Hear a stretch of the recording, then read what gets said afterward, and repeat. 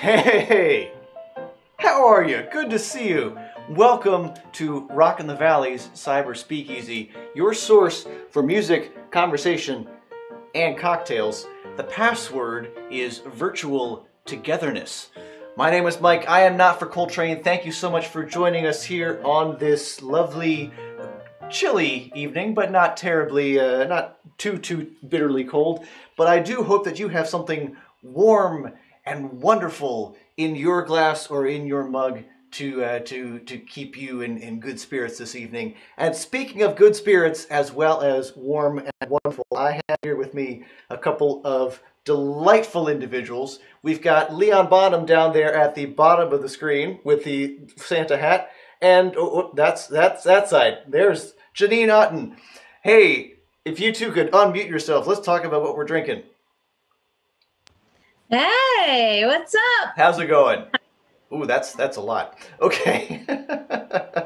So, Janine, I know. Whoop, we just lost the big iPad. Okay. Oh. There he is. There's Leon. Janine, what do you have in your glass? This is a variation of Frosty's Party. I put this on the internet. Okay. Recipe on a cocktail napkin that a friend gave me. Basically, this says 1 part vanilla vodka, 1 part chocolate liqueur, 1 part Irish cream, splash of cream, garnish of white and dark chocolate shavings, of which I have brought lint, truffles, peppermint truffles. Wow. So sugar high and drunk. So, so you're all set. And I did. What's it called again? Frosty's Party. Frosty's I did a little Party. All right. I used a little Smirnoff peppermint vodka with Kahlua has a peppermint mocha also. So I did a little very. So cheers. Cheers. It sounds very fancy. Leon, what do you have? Cheers. Let's just call it tea.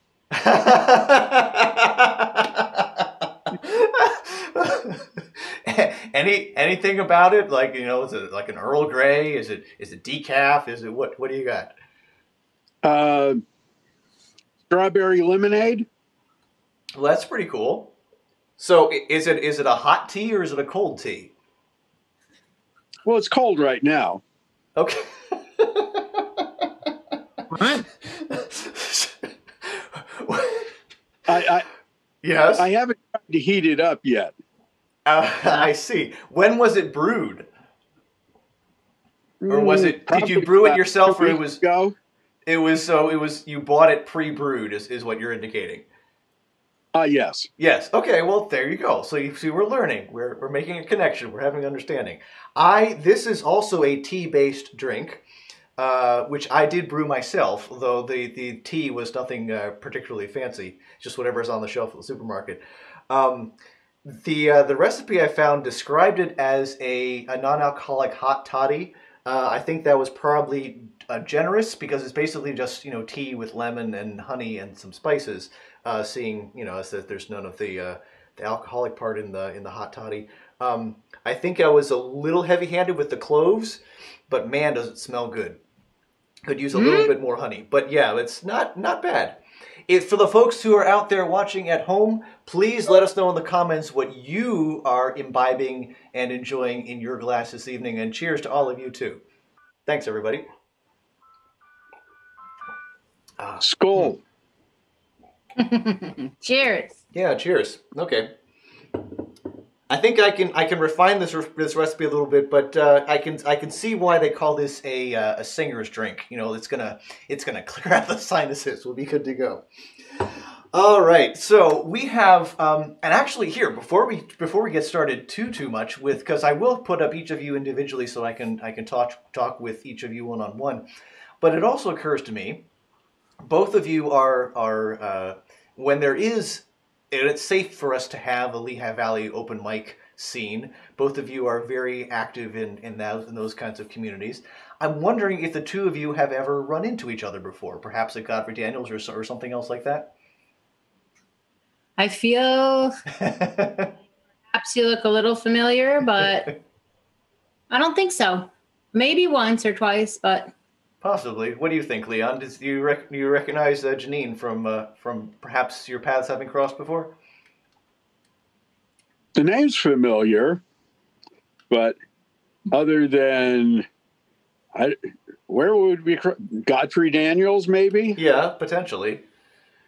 Yeah, the only other group, well, I sing in the Lehigh Valley Chorale.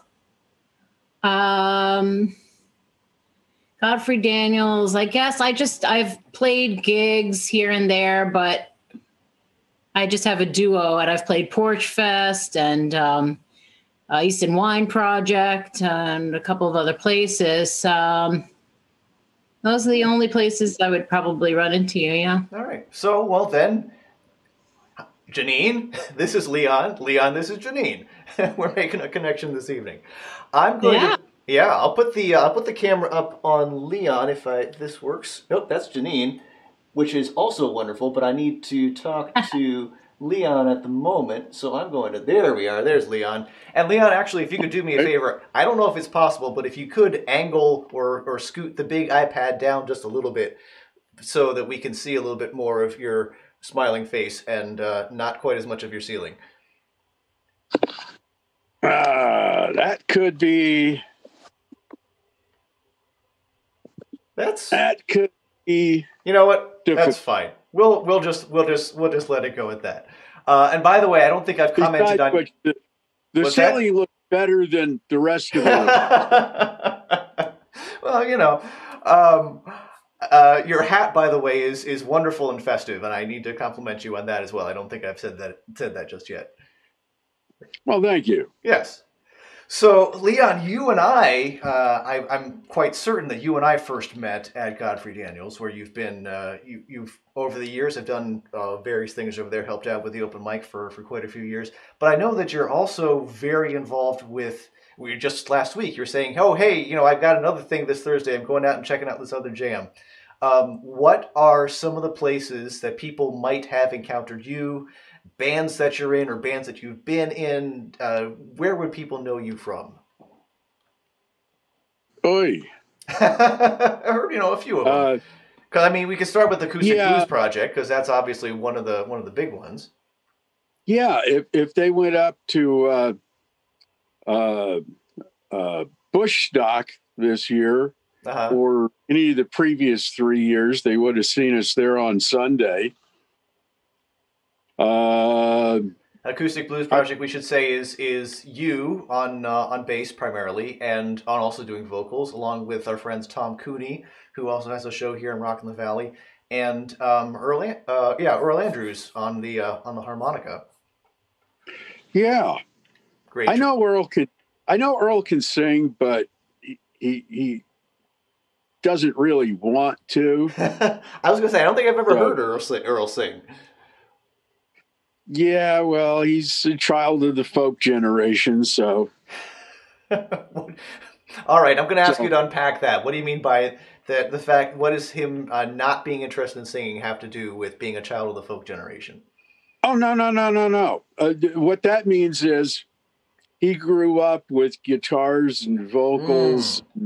Got it. You know, the family or your friends all Peter, sitting around Paul, with and it. Yeah.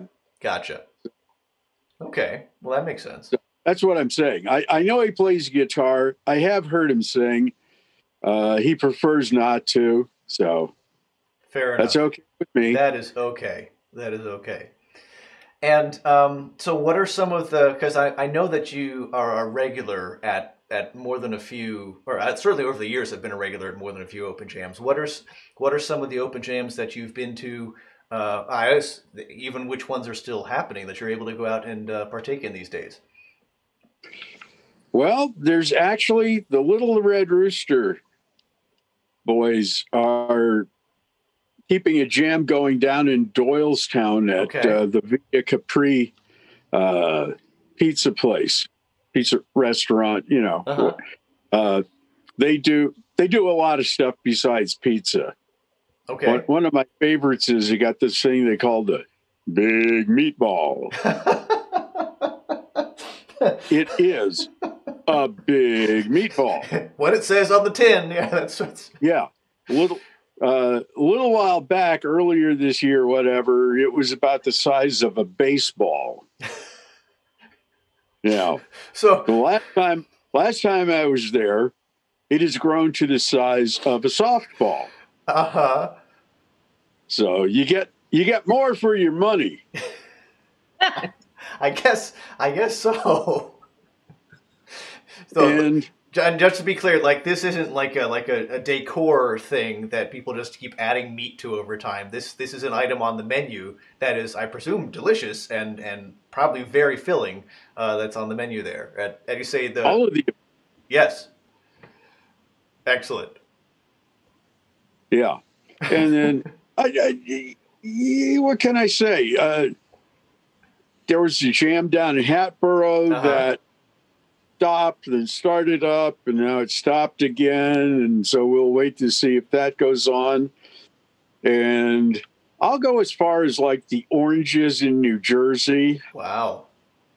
I've been west almost to Harrisburg, for a jam. Because where I haven't been Go ahead. Is north. I got to get up into the Poconos a bit more and see what's going on up there. Sure. Oh, one of our favorite little places. We got some friends, including Jack Culp. He's a harmonica player. And they're connected with a little place called Hope and Coffee. Okay.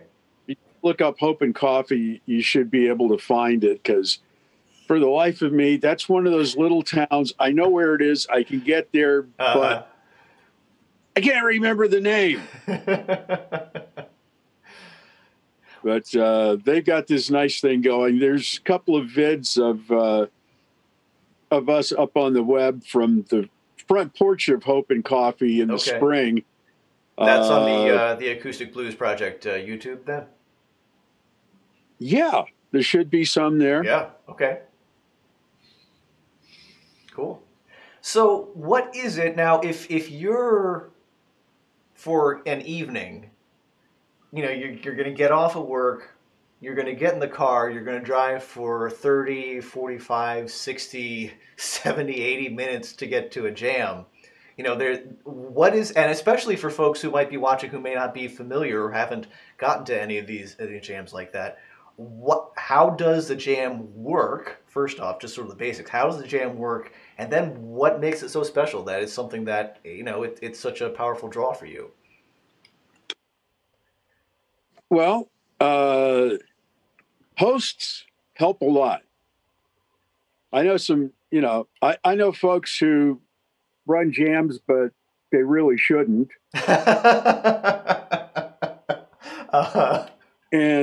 And I know other folks that run jams, and it's like water, shedding off of their back or whatever. It just goes.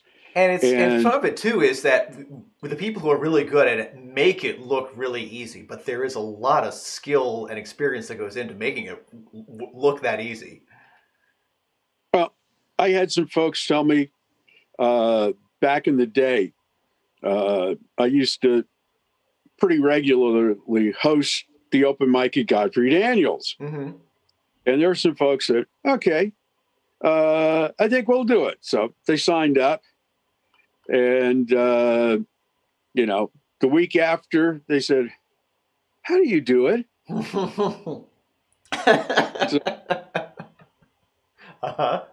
It works. But a lot of it is simply, for me, to get out of the area and meet new folks. Yeah, sure. If you go to the Oranges in New Jersey, you're not normally going to meet people from Allentown and Bethlehem. Yeah. Yeah. Same thing if you go down to Doylestown or Hatboro. You're gonna run into a whole different group of people. Right. It's an entirely different community, essentially, in those spaces. Yeah. So for me, it's getting out and seeing who else is out there and what else is out there. That makes sense. And so when we're talking about a jam, because there is I think it depends a little bit on the host too, but there's sort of a difference between an open mic and an open jam, where typically, and tell me if this matches your experience, because I think you probably have more experience with open jams than I do. An open mic, typically someone is going to, or someone or a duo or, you know, a small group or whatever, is going to come and play their own thing. So they'll be up in front of the room by themselves and they'll do their piece, you know, and there's a strong community aspect with that. An open jam is everybody comes together in the same space and a bunch of people are playing at the same time who may never have played together, or some of them, you know, if you've been to that jam before, then you know some of the other people, and so you've had that experience together. How does it even work in terms of, well, I'm sure it depends on the jam, but what's your favorite way for someone calling out a song and saying, hey, this is how we're all going to, this is where we're all headed? How does that work? Well, once again, there's folks who kind of know how it should be done, and folks who, but well, tell us how it should be done. Speaking, most of the jams I go to now, there's jams that will go all kinds of ways. Sure. If you go down to the Raven's Nest, you can end up playing anything from jazz to country to funk to punk, because there's people there who know all of those different things, and they can get together and they'll come together. Somebody will say, well, let's try this. And somebody will say, yeah, okay. Blues jams, most of the time, there's a lot of like standards in the blues. So Sure. It's mostly what you do. You get together, decide who's doing the vocal. Okay. And you come up with a key. Right. And you go from there. Yeah. You get the drummer, you know, hey, I want a flat tire shuffle, or we're going to be doing swing here, or whatever. And me, a lot of times, I'll give them a key, I'll tell them what the song is, and then I'll start and I'll give them some idea of what the rhythm's going to be like, because I like a lot of syncopation. Mm-hmm. So, you know, we'll be doing like I'm doing a lot of like second line stuff right now. Oh, that's cool. Okay. New Orleans second line. Yeah. So I like just to mix it up. Second line is in 4.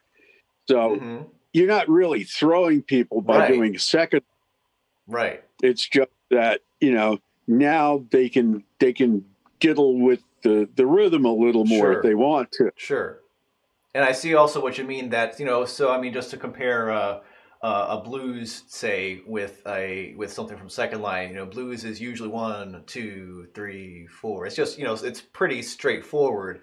The embellishment is on top of that, but that there's some cool rhythmic things going on with second line where either the bass or the drums or the both of them together have some offbeats and some syncopated stuff going on there. That's a much more complex kind of rhythm than you typically would hear with a blues song. Am I interpreting that correctly?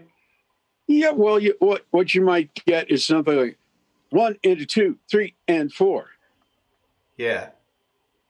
Yeah.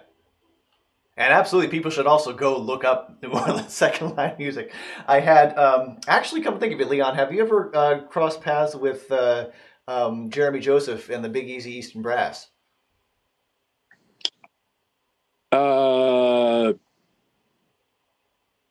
Not. You definitely should look. Go ahead, Paul. You should look up the Big Easy Eastern Brass, because they are a lot of fun. And I had Jeremy Joseph, one of the band's founders, on a couple months ago. We were talking about the things they do over that. But that, so yeah, their whole band is it's all volunteer, all ages, all skill levels, doing New Orleans second line music here in Lehigh Valley, which is pretty cool. So yeah. I think you'd really enjoy it. And you know what the second line is? I know a little bit. Enlighten us for folks who may not be as familiar. Okay. Basically, New Orleans funeral. The first line is the line or the parade to the grave. Right. And that's very slow, solemn, dirgy. Mm-hmm. Once you get them in the ground, now it's time to celebrate their life. Right. So the second line is the line going back from the grave to the wake or whatever. Right. And that gets to be a little more lively. That's when you see ladies pumping the umbrellas up and down and waving the handkerchiefs. Yep. And you got your sousaphone. New Orleans, you don't see that much. Well, especially not, you can't carry one in a parade. Right. You can't carry an upright bass. Yes, that's true. So what you get going is a sousaphone or a tuba. Right. And I let that kind of sound, if you listen carefully to me when I'm playing bass in a lot of things, I'm trying to sound like a sousaphone. Yeah. Okay. That makes sense. That's great. That's very cool.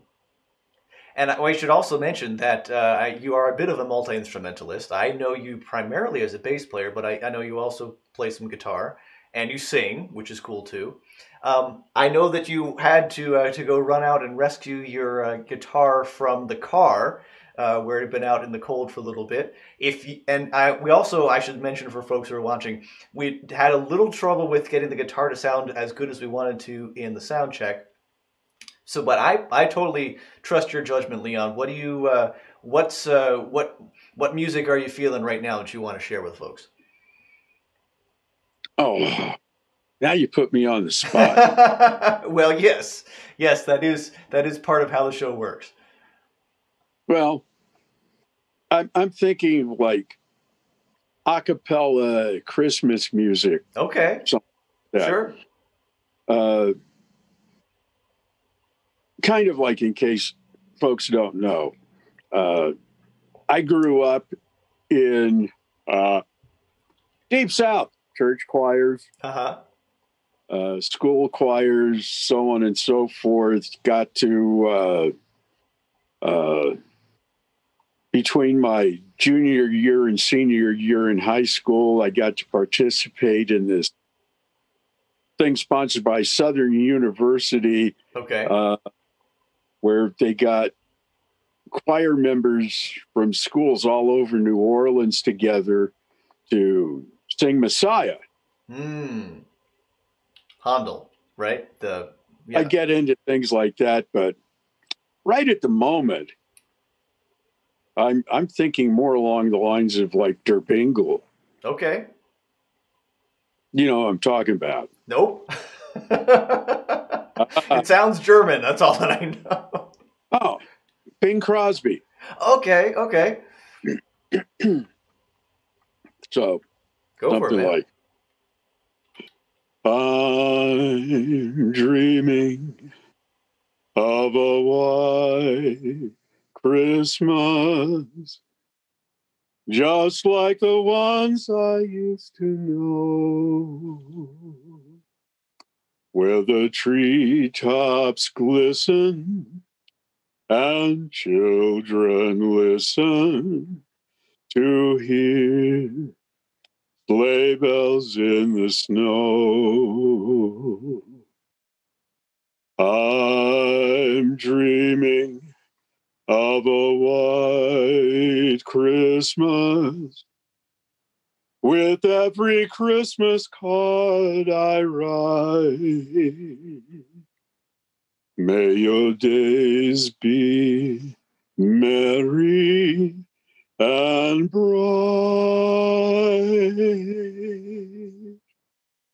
and may all your Christmases be white.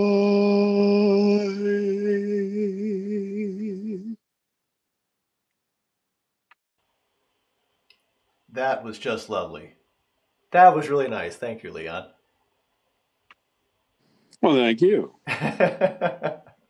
All right, I'm going to set my drink down for just a minute because I need to futz with the computer for just a moment. I think, Janine, if Janine is just about ready to go, I am going to attempt to switch this over, and people are going to see both Janine and Leon for a moment, and then we're going to see just Janine.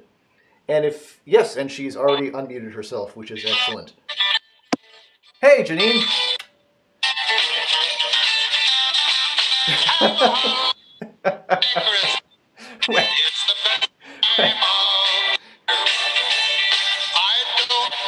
How do you like that, Little of Our Lives?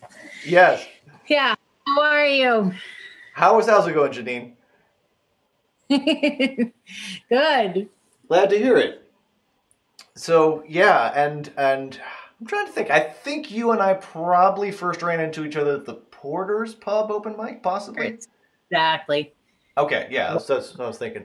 So and actually, and you were starting to mention this earlier when we were talking about where you and Leon might have run into each other.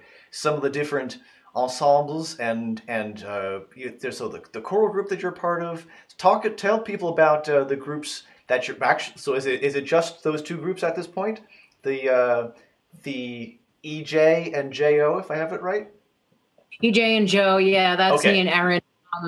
Of course, we really haven't done anything out, and sure. She's teaching, which has been a real challenge. It's just been a real challenge for a lot of teachers. And sure. She had her own school, which she had to downsize, and so she's been doing that. And I was going to play with Ashley Goodshaw more right at the pandemic. Like we had a gig in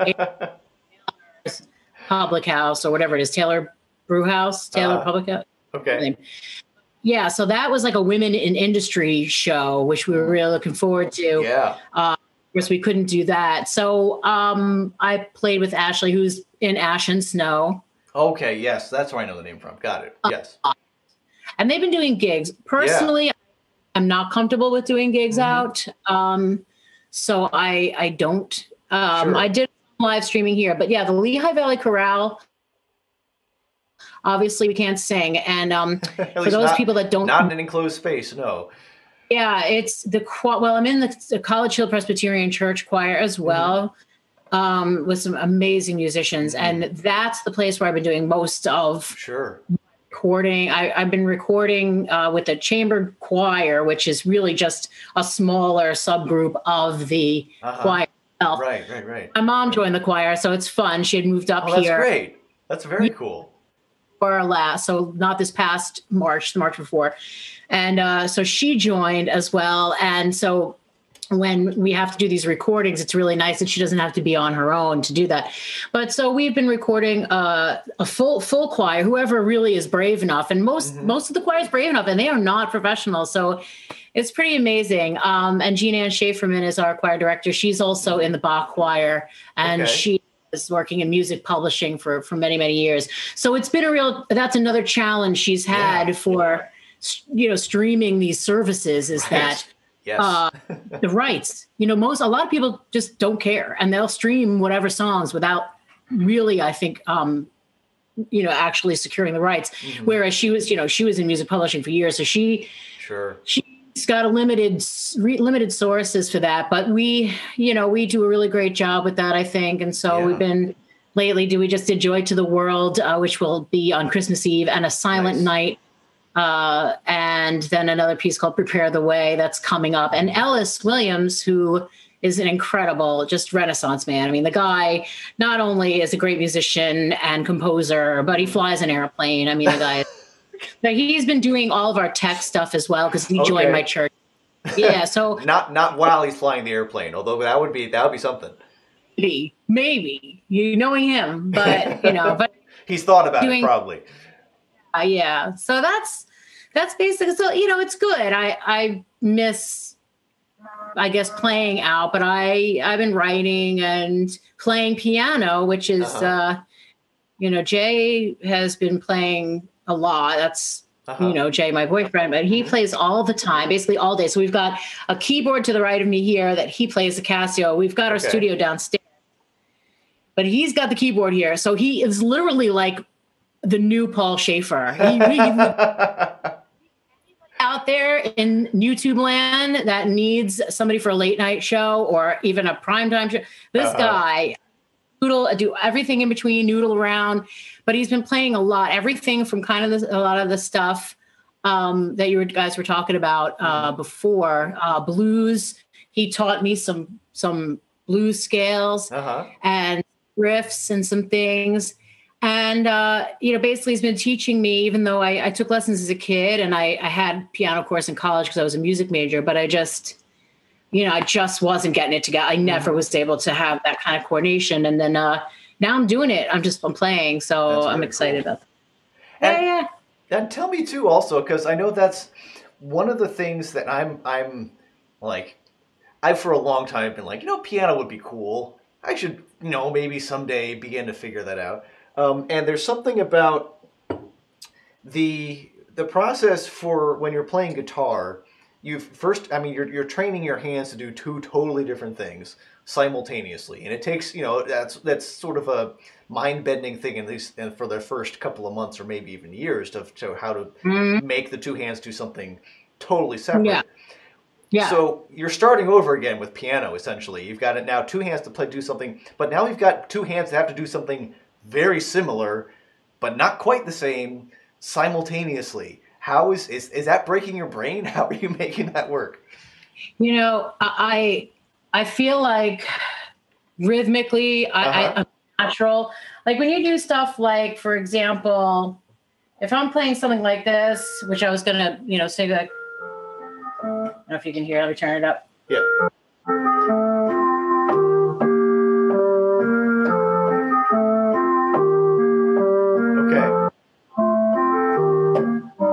That kind of thing is, there's a steady. Okay. So I don't have to think too much about, like, it's pretty much on the beat. Jay he does this Vince Guaraldi stuff. The Peanuts, the Linus and Lucy. Right. Yeah. I'm not going to say hard. Actually, he's helped me with that too. It's challenging. Yes. It's not hard. It's tricky. It's tricky. It is. Not hard. And it's also, it goes faster than you think it does. Yeah, try to keep up with it. Yeah. That's one where it's like, okay, your hands are just not doing at all the same thing. Yeah. So what he also taught me is slow. I've never learned like this before. Okay. It's amazing because I'll sit here. I mean, before you know it, 2 hours is up, but I'll sit here and, I don't know, you've never been here, but we overlook the entire valley. So like I'm looking out right now, but we're up in College Hill. So I can, it's beautiful. And, so I'll be sitting here and it's just heaven. And I'll play things as slow as I need to play them until I get them up to speed. Godfrey's, we were going to do the Joni Mitchell show. Right. Well, so I can sing the shit out of any Joni Mitchell, like whatever. But accompanying myself on guitar is difficult because she does such weird things, right? Right. Which I learned, So Werner Summer, who I've been watching online. Hi, Werner, if you're there. He was really excited about it. I was so glad he was going to be on board for that, but he was not. And then I got Jay to play like River and a couple of other pieces. And a friend of mine said she was going to sing He Played Real Good for free. So I'm like, well, if that's the one you want to do, we have a couple months at that point. It was like December of last year. I said, we'll see what we could do. Well, turns out I've learned this piece and I'm playing and singing it now. So, and I never thought that I'd be able, it's a, wrong sound. Hold on, I'll play it for you. There we go. So it's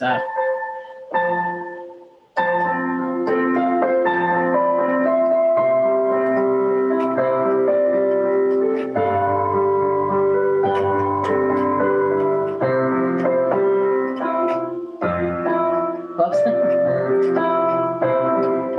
Sorry.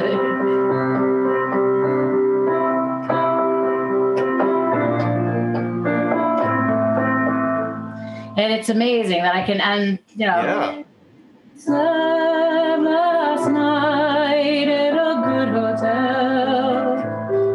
never thought that That is, yeah, that is pretty cool. I would love to be at that point with piano, where I could just like, oh yeah, sure, this is the thing that I have under my fingers right now. So that is very cool. Well, and you mentioned that some of your educational background is in terms of music. How did you end up where you are in what you're doing with music? And actually, I also want to spend some time talking about part of. You have some great stories from driving other musicians around, which I want to get to in a little bit. But yeah, how did you end up to where you are musically, based on how you were trained and the things you're interested in as you were getting things together? You know, my brother and I have natural musical talent. My father does not, but my mother does. My mother's side of the family is very talented. And my mother was in barbershop chorus. She was in the Sweet Adelines since I was a child. Actually, her mother and her grandmother were both in Sweet Adelines, and her Aunt Rita, her aunt, my grandmother's sister. So they were all in Sweet Adelines. But you know, they have families, and my grandmother is not really. She wasn't really dedicated to it. I mean, she doesn't have a lot of aspirations. She didn't have aspirations to do it.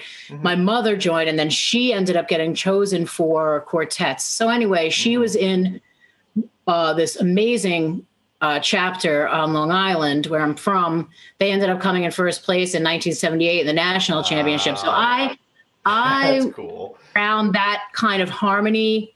They had a director, his name was George Avner, and he used to arrange pieces like Something in the Way She Moved. And they, you know, they'll have the four women's voices in this particular chorus is like 100 women strong, 85 women strong. And it's unbelievable, because when voices tune that well, and you know, thinking back to it and listening back to some of the recordings, the vibrations, you know, from the voices being so in tune, which is why I think I gravitate towards Renaissance music so much, is that purity of the vibrations of the voices when they're perfectly in tune. And these barbershop harmonies were so crunchy and so close and so amazing. So I learned that way. My brother and I both took piano lessons very early, and that was the first thing we did, and learned, you know, The Entertainer and stuff like that. And then he was really into playing Beatles songs, Lady Madonna and all that. And he took on violin, and I took flute. So I was a flutist, still am, but I took flute for many, many years, private lessons. And then went to music school. I have a BA in vocal performance, and I was a mezzo soprano at my school. And I sang in choir so I was in a folk group, and that's where my love of folk comes from, was since I was 6 years old. So I love Simon and Garfunkel, like gods, of all of that. And I was to a lot of Chicago. Talk about vocal harmonies and the way that comes together like that. Yeah, that makes sense too. Yeah, so it was just one of those things where I was always around it. And my school, even in grade school, grades 1 through 6, it was actually kind of competitive. And on Long Island, they have something called NYSSMA, which is for New York State School Music Association. Okay. They do with NYSSMA is there's a big manual. So all these kids in different grades end up advancing to different levels of music. So within each level and every instrument and vocal part, there are levels. So you can play a level 1 to a level 6. By the time you're in 10th grade, if you're a level 6, you're good to go. But it's challenging. Yeah. It's being judged. I think it's difficult for some people. It was a little for me because, you get hard on yourself. And then I had competition at school, and, so it made it, I think, less free. I'm not going to say less fun. I always had fun, but I think I didn't feel that freedom, really confined. And, I had flute lessons, and I had a really good teacher. And so it was, just challenging and competitive. But once, I think I went to college, I came into my own, I had a lot of encouragement from my professors there. That was a kind of bloomed like a flower a little bit. And then I, just started doing bands. I mean, I joined different vocal groups and bands, and just been rocking out ever since, really. But mostly I do a lot of classical music. I'm so happy to have church jobs because those jobs for me, they're priceless. And then I was in a symphonic chorus in Manhattan called the Dessoff Choirs. Okay. And that is an amazing avocational choir, but the quality, it was started 95 years ago. A woman named Marguerite Dessoff came from, I believe, from Germany. Anyway, she started this. It was a women's chorus at the time, I believe. Anyway, they started this chorus, I think it was a women's chorus. But anyway, and that group, we got asked to do quite a few major gigs, like Lauren Mazel's last Philharmonic gigs at the New York Phil. We were one of the choirs in Benjamin Britten's War Requiem. Okay. And we did also with Vladimir Ashkenazy, we did the Bells by Rachmaninoff, which is a really interesting piece because, as you know, like Rachmaninoff doesn't write a lot of choral pieces, So that was amazing because we had diction coaches. And so I got to work with Vladimir Ashkenazy. And wow. Yeah. We got to sing with Ray Davies of the Kinks. We had a chamber group and they needed a group. And long story short, through somebody, a mutual acquaintance with the from England, we sang it on David Letterman, and we sang The Lord of the Rings, The Two Towers at Radio City. I mean, Wow. So that's very cool. Yeah, I ain't rich, but I'm not monetarily. But in experiences like that, that's very cool. Yeah. So that's the story. And then I moved here after being, kind of in the rat race of trying to sustain, and then I got that job as a driver. Well, really, I'm the executive assistant there, but driving the rock bands, doing photography, and I did a lot of rock photography that's it. Music. Talk about, Renaissance people. That's very cool. And I'm particularly fascinated, but you say that so much of your experience in music, in any kind of music, is related to, being with people. And you talk about harmonies, and you talk about sort of making those connections, or you're with the chorus, or you're with the group, or you're with the church group. And now, for these past 9 months or whatever, the ability to do that safely has been dramatically curtailed. I think it's safe to say. And so then that you've found a way to use that as an opportunity. So first off, I bet how much of a loss that is and how you're experiencing that, but then also how you've taken that as an opportunity to start doing more writing when you've been exposed and working and performing and singing all this amazing music for so long. And now some of it is starting it seems like you're starting to experience some of the music in a different way, which is really, really cool. I am very grateful. I'm blessed every day. And I have a grand endeavor of writing a musical, which I've been doing for a long time, but I've basically got the story. I've got a lot of the motifs. I got a lot of the melodies. We have the studio downstairs. So my next step is to just really, the recording's important, but what's more important is to get the book ready, to have the songs set into the play, and then be able to shop it around or do workshops and things. So that's the other thing that I really need to push to do, because it's in me. I feel like, just like the piano, if I sit and dedicate the time to it and do it, I will do it. If I don't, and I flounder around and I sit here watching Price is Right, which I do, I won't, and so that's the biggest challenge is like, let's play ping pong. It's good to be active, but it's finding that balance. It's it's life is trying to find that balance of all the different parts of it. But and also to, that fire, hanging on, nurturing that and making sure that you're feeding that too. Yeah, very cool. Well, I would love to hear a piece of music from you, whatever you are inspired to play in this moment. Well, I'll go ahead and do that one that I was playing a little bit ago. It's called 1,000 Clowns. All right. The interesting story on this one is there's a movie with Jason Robards, which is based on a play called 1,000 Clowns. Okay. About a man who takes care of his nephew, and doesn't send him to school, basically homeschools. He gets life experiences, but they live in New York City. And so at the beginning of the film, and it's a really artful, wonderful black and white film, there's a verse of this song. And Jay said to me, you should learn that. And I said, learn what? Like, there's nothing to it. So I actually researched online and found that this cute musician, this woman who used to sing on a lot of variety shows, Judy Holliday, she wrote it, and a woman named Rita Gardner sang it. I didn't find a whole recording of it. I found the lyrics. So I just repeated the melody and put a piano part to it. So cool. Here it is, Thousand Clowns. A thousand clowns I'll bring you if I can make you laugh. A blue baboon and a red raccoon and a lavender giraffe.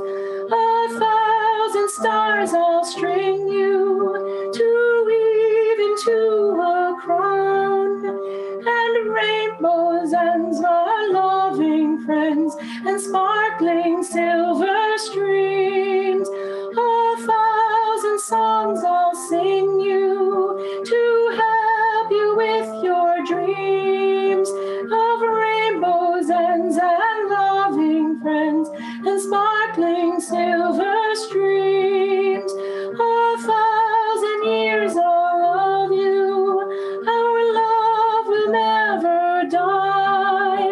And when 1,000 years from now they're looking at the sky, they'll see two stars together as close as they could be.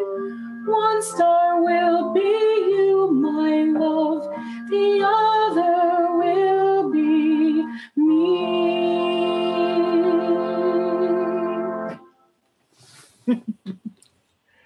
That is really nice. Thanks. That is really nice. Very cool. So let me put it up on all three of us again here for a minute. And I'll say this, and if Leanne, if you could unmute yourself. One of the things that I think is all of us musicians and all of us who so much of a part of our community is, connecting with other people through music, and either audience to performer or, musicians doing things together. How have you been weathering this? And some of it is turning inward, and some of it is being creative and finding other ways to connect with people, and some of it is driving a little farther. How have these past 9 months or so been for you? Boring. Yeah, that makes sense. It's given me a little time to, I'm not going to say I really work on technique, but you get to sit around and play a little more and kind of go like, oh, yeah, if I do that, right, then this happens. Oh, cool. That sounds pretty cool. So you get to do that. But I haven't, how can I put this? It has not affected me as much as a lot of other people have been affected. Sure. Because in part, the crowds that I hang with are a little more liberal in their outlook. Uh-huh. So we've actually been getting together with people off and on throughout this whole thing. But kind of distancing and whatnot, but still getting out and playing with people. So, yeah. Well, I mean, it kept me sane. What's that? Oh, yeah, it kept you sane. Yeah, that makes sense. That makes sense. You know, and and especially it's been so great to see so many you know, performers have been doing things. You know, restaurants have opened up things on the sidewalk and outside, and you know, all these other, you know, sort of outdoor venues have popped up so people can be doing music. We had a couple weeks ago we were talking with Ralph Pagano, who is lining up a whole bunch of musicians to be playing with for historic Bethlehem outdoors in the or you know, potentially, you know, the space there with the historic Bethlehem, the colonial industrial quarter, and things like that. But yeah, it's a challenge. And so Janine, how's that? You know, how, guess, you know, you're used to, you know, performing in duos. You're used to having all these music groups. You still have the one church choir that is still continuing. How have you been handling that? Well, I mean, the church choir, unfortunately, you know, of course, we're not together in the sanctuary. Yeah. You know, I like Leon. I mean, I am very liberal in my views. I feel like, you know, I did get out a couple of times. I would get together with the Women of Strength, which is a group here in Easton that used to meet at the market on Saturdays. And we would always meet at either Hackett Park or Muser Park here in Easton and sit in circles with our chairs. Also, when I did the Lights for Liberty last year, just some refugee things that I meet up, like shutting down Burke's, you know, a lot of Zoom things. Yeah, sure. I'm very on Zoom. I'm involved with those things, immigration policy, basically Black Lives Matter movement, things like that. And we do keep up quite a bit on these current events, because not that we are necessarily so political, because there's so much politicization of things today. But I think, you know, we just like to, we're humans of the globe. Like I think that because I've traveled to different nations, you know, that might be one of the reasons why I have a different kind of respect. But I feel like, you know, it's been a difficult time. My mother's an activist. She was an activist when I was a kid. So I got that in me, you know, and so she and I did go out, you know, with our masks, and we did go to the Black Lives Matter March in Easton. Sure. I went out to Bethlehem once, but we always mask. I have a filter in my mask. And in terms of playing, I'm not comfortable in that thing with coming. If it's outdoors, I probably would be a little bit more comfortable, but I honestly have not had the desire to do that. I know, like you were saying before, I'm really moving more towards like working on things here, house, but to really kind of answer your question is that I miss people. I miss singing with people. Especially, you know, the choir, Lehigh Valley Chorale. You know, we were meeting on Zoom for a while on Tuesday nights during our allotted time. Our director actually got a cancer diagnosis right at the beginning of the pandemic. Wow. So it's, in a way, it's almost like he can convalesce and get better. Oh, yes. Okay, that part of right, you know, but it's been, you know, that's something else for everybody that's in the choir. You know, we want to be together, and you know, we just can't. But we do sometimes still meet. There is a Zoom room open, but I think a lot of us have kind of, I mean, I've fallen off on Tuesdays, you know, and not really. But yeah, I mean, I think that, you know, I still see Esme Montgomery, as you know, and you know, we really don't do music much. You know, wanted to try to get together with her, and maybe now that I'm playing piano, maybe do some of that. And like I said, cool. Aaron.